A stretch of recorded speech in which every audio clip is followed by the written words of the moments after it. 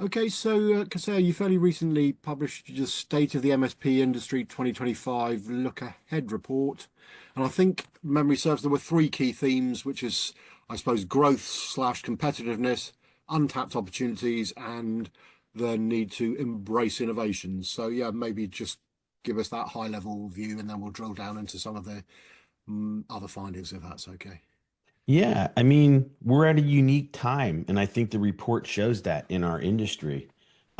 We've had a lot of growth, a lot of it been driven by cybersecurity, um, and really since the pandemic, right? When more people went to kind of through SMBs are going through their like digital revolution.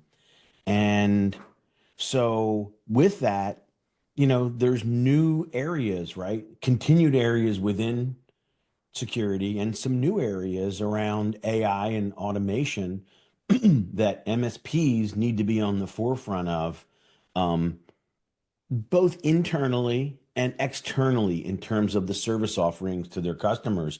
But one thing they all agree on, and this has been pretty common, I've been in this industry for, since the very beginning, which is growth, looking for new ways to grow the business. And we can dive deeper into, some of the key things around that. Okay, I mean the report is there's a great deal of detail in there, which clearly is recommended reading for folks to get the full picture. So, but we'll try and cover off some of the main findings. And I think first up, you uncovered, or the MSPs were happy to, or maybe not happy, but they did share their top concerns with you, if you like. So, what are the things that are potentially keeping them awake at night? Yeah, what's causing them concern? Yeah. So some of the key things that they're concerned about is, again, growth, finding new ways to grow the business, the complexities of the business, especially around cybersecurity threats. That was kind of the second thing that they talked about. And in general, profitability. So they're kind of the main concerns. And they really do. I have 800 MSPs that I work with at the Kaseya, the True Peer groups, the TruMethods peer groups. And so we get much more detailed benchmarking from those companies, like financial benchmarking on a quarterly basis. And, the main themes as we survey those customers, again, it's a little bit more of a controlled group because we're teaching them what to do rather than this report, which is like the broader, industry. But it definitely lines up in terms of, growth and profitability and the things behind that, which is the the increased complexity of the business driven by the SMB's environment and driven by cybersecurity. And those things were the threads that came out through this entire report.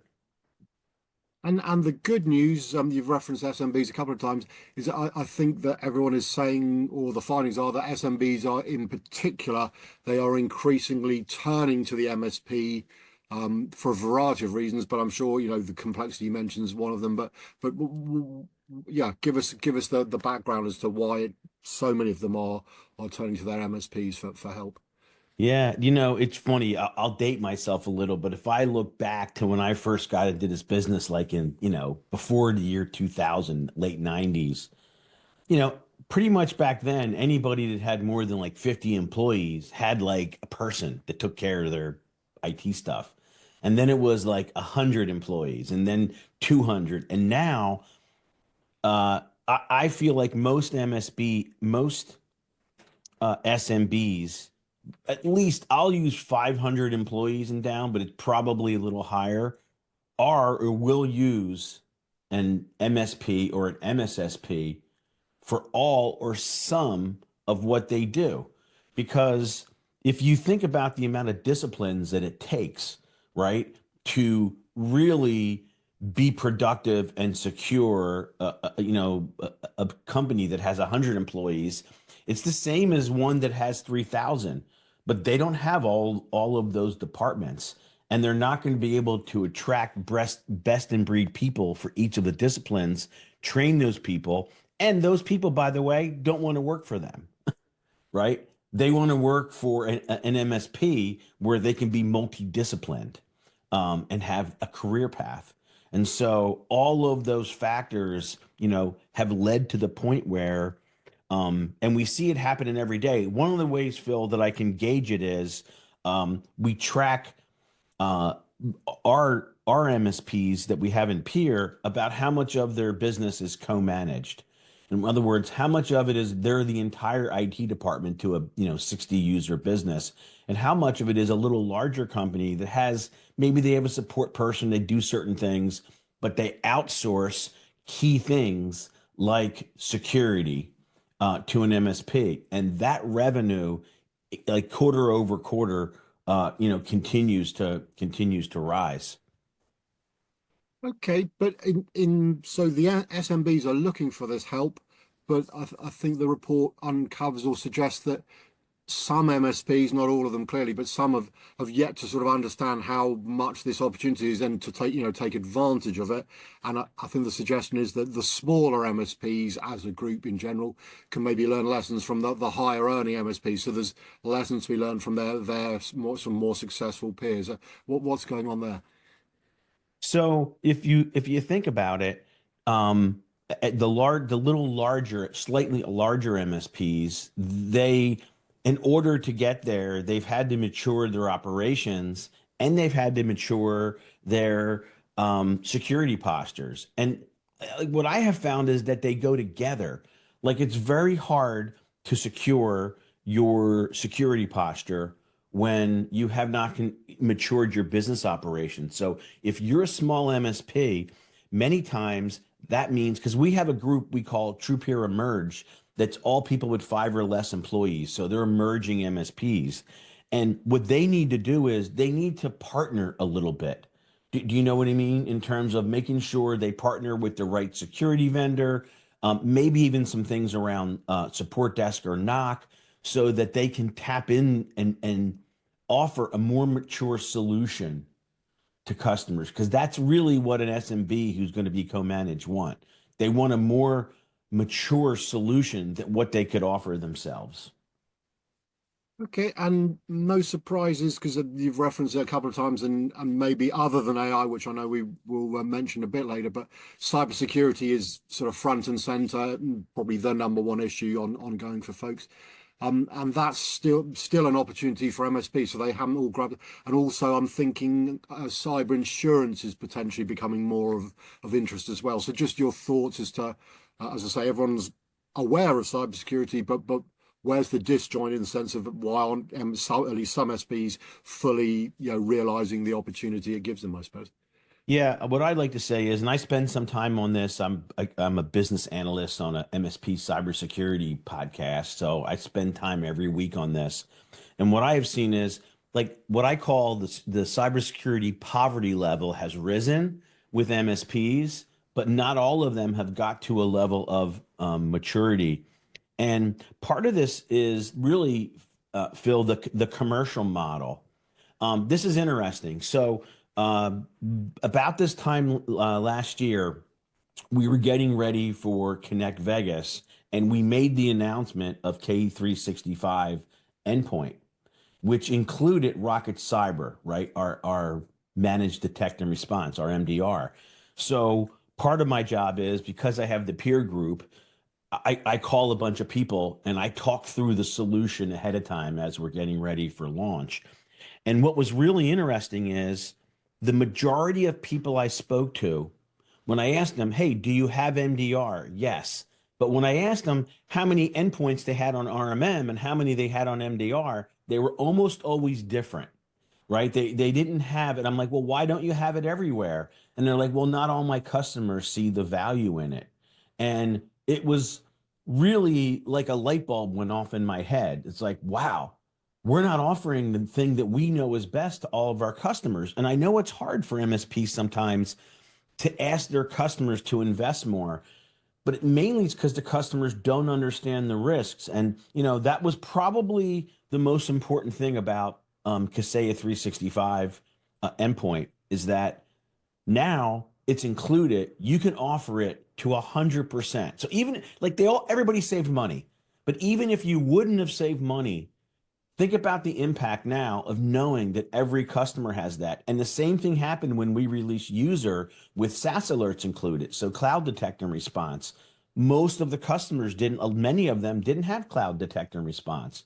So there's like two key things. So I think finding a way, and this is kind of Kaseya's role, and we're going to do the same thing with other things in the future. How do we find a way to give people to package things so that every MSP can afford to give every single one of their end users a complete stack? So I think that is like step one, because um, really difficult for MSPs to have that conversation to go back and ask their customers for more money. And if you can offer them a lot more value and be able to raise them a little bit, but give them a lot of value, that's probably going to do more to impact, security than anything else. Like that's step one. You go on to process and other things. And then the second piece of it is cyber insurance for those MSPs that understand it has been a huge help in creating a value wedge. Like it's a language that their customers understand about why cybersecurity, why insurance companies are asking them to align with, IG1, and those kind of things. And then you take it a step further, and there's more and more compliance we see by state, by industry. So those kind of things. And I think that's what's going to lead in the future when there's a business mechanism for people to make investments and protect themselves and do the right thing. They're much more likely to do that. And that's going to play out over the next couple years. So making sure we have a complete stack and process, using cybersecurity and using more of what we see in compliance moving forward. Just following up on that, and it may be too soon, but I know a lot of folks are talking about the sort of post-quantum security world. Is that something that's coming onto the radar for yourselves, MSPs, or is it still a little bit early because no one's quite sure when, when it's actually going to come about, shall we say? Yeah, no, I don't think that's something that's on the radar today, other than people having interest. But if we've seen things play out like that in the past, normally the bad guys, um, they're bigger and more organized now than the MSPs. They tend to get it and create the risk first. And then, the software industry, vendors and startups need to use that same technology in order, to combat that. And so, it's usually a little dicey time in the beginning, and then you'll see like adoption of new types of tools that are designed, to fight the new threats. I just think it means that everything's going to go faster, Phil. That window between when we see a new threat and when it becomes something that impacts businesses, and then the time that we see between that and when, companies and vendors, can respond. I just think it's going to shorten those time frames. Okay. So if you sort of suggested that the conversation can be slightly difficult around some of the areas in cybersecurity for your MSPs with their customers. I guess an easier conversation potentially is vendor consolidation, reducing complexity, because whether it's the actual channel companies or clearly their customers, everybody wants, I think, to reduce the number of people they're dealing with, and clearly there's a lot of complexity out there that he's managing. So just I suppose your thoughts as to um, how MSPs can do that for themselves, and obviously then how they can help their customers optimize, shall we say, so not have lots of extra baggage that they don't potentially need, I suppose is the question. Yeah. Well, I remember a time I've run two MSPs. I sit on the board of a couple now. And I remember my first MSP, we might have had 8 to 10 tools that we used. And MSPs had between 40 and 60 tools. And we recently did a kind of a tools special project for our peer group. They were shocked. They were all shocked when they came back. They wouldn't have never have guessed how many different tools that they use to some degree in their business. And the hard part is if you're, if you're a big MSP like in the US, like IT Solutions or Thrive, you have complete vendor management departments. You have teams on like or someone assigned to each of the tools. But if you have 10 employees or 5 employees, you need to have pretty much the same tool stack. You got the same 40 tools. And so that really has been why, you see the pot like why Kaseya 365 has just been so outrageously popular in terms of adoption. Because if you can start to take with 2 SKUs now, really most of what you need for user and endpoint and have one vendor, one bill, one look and feel. We're going to talk about automation and where that's headed and how they get to automation.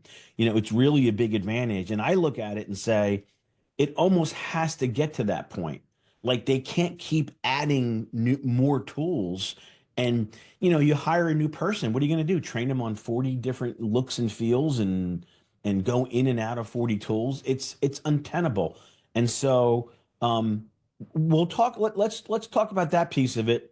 Then we can talk about what their customers are dealing with. Let's couple that with kind of automation and AI and where that's headed.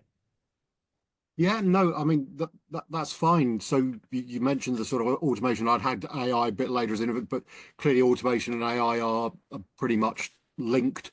So where I suppose the question, its starting point is where are the MSPs on that journey? I'm sure they're at all slightly different stages, but I get the impression that plenty of them haven't yet um, taken the automation opportunity for as much as they could do. So yeah, just your thoughts around that.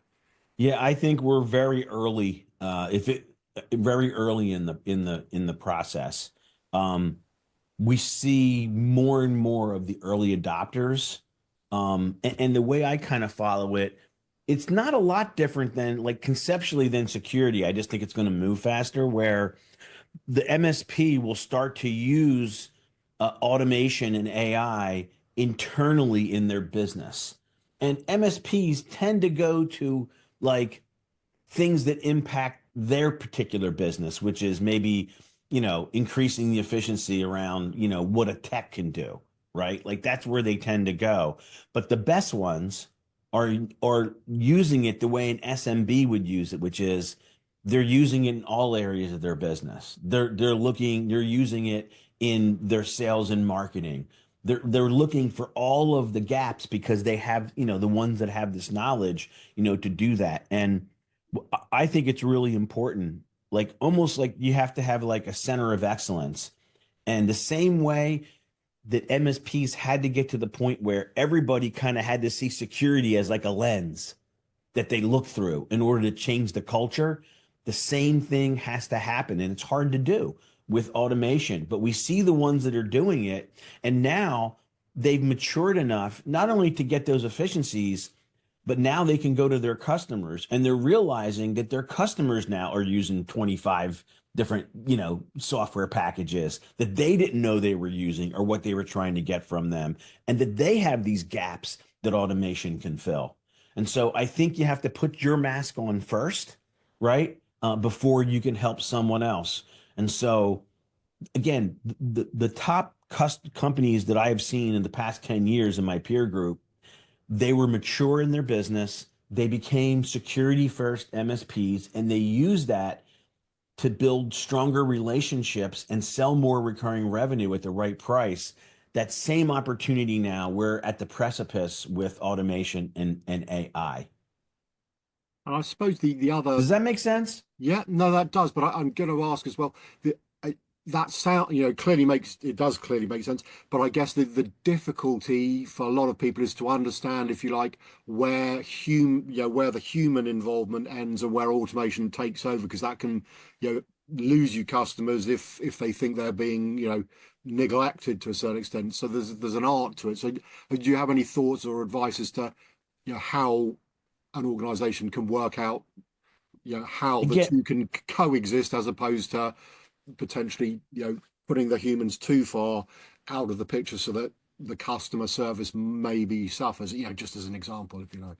so what I'm seeing, especially with early adopters that are further down the line, and Look, this is important. I think right now we're at a stage where a lot of the automation has some human intervention, right? And so today, techs are using automation. A lot of this is, built into the Kaseya, K365 stack, and it's evolving, quickly. And so it's more seen less how it impacts like the customer, other than they get better service and we can do it more efficiently. But now what we're starting to see is, that self-service where instead of having to deal immediately and wait for a technician to deal with something, the AI in the background can start to use automation in order to be able to solve those things. In some cases, if you think about the fact that a lot happens on chat and a lot happens through email and service tickets now for MSPs, it's a pretty blurred line. Like sometimes they don't know the difference. Do you know what I mean? And so it happens quickly. They get the same questions asked. Certain percentage of things get solved, and those that don't, when they do get live with someone, they get a better experience because they know that certain diagnostics questions and those kind of things. So I really see it as end users getting a better experience. And now the MSP, because they're doing it more efficiently, they can spend more time with their customers from a VCIO standpoint and building stronger, more strategic relationships. So I see it as helping MSPs who understand it make a better relationship, not the other way around where they're just disconnected and frustrating people like they're calling the cable company. No, no, that makes sense. And in terms of one or two of the other success drivers, I think you identify that maximizing managed services is still an opportunity, and maybe we can package that with the co-manager. I think you referenced them earlier in the conversation, but co-managed IT services. So yeah, what are MSPs, if you like, missing here, and what do they need to do to ensure that those opportunities are taken up? Okay, so let's look at both of those scenarios in terms of maximizing. Every I call it the long tail. Every MSP is dragging old customers behind that they sold on some other offering, in the past. And so what has to happen is they need to work to constantly have everybody on their latest version of their offering. Not only do they need it from a financial standpoint, but those customers, like you want all your customers to have the same low level of risk. You don't want some because they got with you 3 years ago and they don't understand what you're doing. And so this idea of when you look at revenue, new from new, which is you need new logos, new customers, but new from existing. We need to every year now be increasing on average what each customer invests, right, in their IT. And so, part of that is the tool stack. Part of that is what we talked about with compliance and other governance that you bring to them. And so I think step one is that existing base. And then as we start to look to a new base, being able to open up to these co-managed deals where we pick a very set, like you don't want them to be snowflakes. We pick a very set of services that we go to a business, an SMB, to say, these are the things that we know we can do better, faster, cheaper than you for these reasons, and get them onto that logic. And they are great customers, usually high margin, because the hardest thing in an MSP is first level support. And if you go to a larger company and they're already doing their first level support, we get predictable high gross margin business is what's left for us. And those customers never usually leave. Like, unless you make a big mistake, they're going to build that trust. Their people that they have may come and go, but you'll kind of be that steady force where they know no matter what happens that they are secure. Okay, and in terms of the sort of innovations that uncovered in the report, I think the list includes cloud, although clearly cloud's been around for a while, but I guess it's what's happening with that. Software as a service, data protection. We've already covered AI to a certain extent, although it seems as if AI is viewed as a bit of a double-edged sword. There's clearly some, lots of upsides, but maybe some dangers. So just your thoughts as to those innovations, and again, I guess the opportunities that those provide for MSPs. Yeah, so let's talk about cloud. Like you said, that's been something that's been around for a while, but it is changing, right? Over the past few years, what took so long for SMBs, which is to kind of get to their, you know, cloud environment, their digital conversions, was really slow up until the pandemic. And then, it increased dramatically. And so, most MSP, the feedback that I get from MSPs is that their customers made a lot of decisions. Some of them may be disjointed in terms of where their data resides now, where it is, how they report on it, how they secure it, how they back it up, what assumptions they make about it. And so there's really still a lot of work there, Phil, that they have to do that to me is good work. It's like the strategic work where you have to understand their business. You have to understand what would happen if any one of those systems was compromised.